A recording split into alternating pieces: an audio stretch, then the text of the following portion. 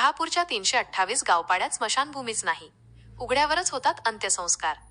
विचारमंथन न्यूज, प्रशांत गडगे. देशभरात स्वातंत्र्याच्या 78व्या वर्षात पदार्पण झालं असताना ठाणे जिल्ह्यातील शहापूर तालुक्यात आजही मूलभूत सुविधांचा गंभीर अभाव आहे.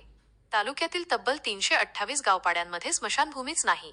त्यामुळे उन्हात पावसात गावकऱ्यांना मृतांचे अंत्यसंस्कार उघड्यावरच करावे लागत असल्याचं धक्कादायक वास्तव उघड झालं आहे.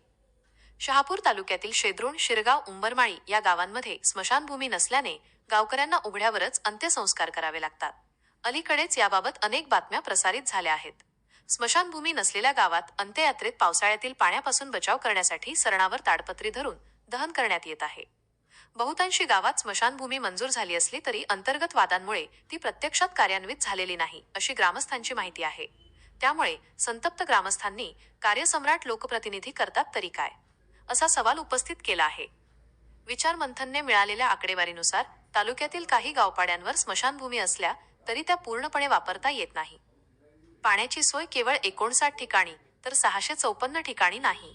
वीज पुरवठा फक्त 85 ठिकाणी तर 680 ठिकाणी नाही.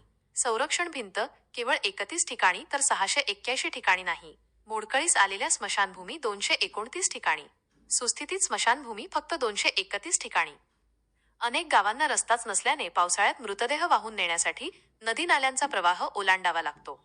ही स्थिती अत्यंत अमानुष असून प्रशासनाने याकडे वारंवार दुर्लक्ष केल्याचा आरोप त्यांनी केला.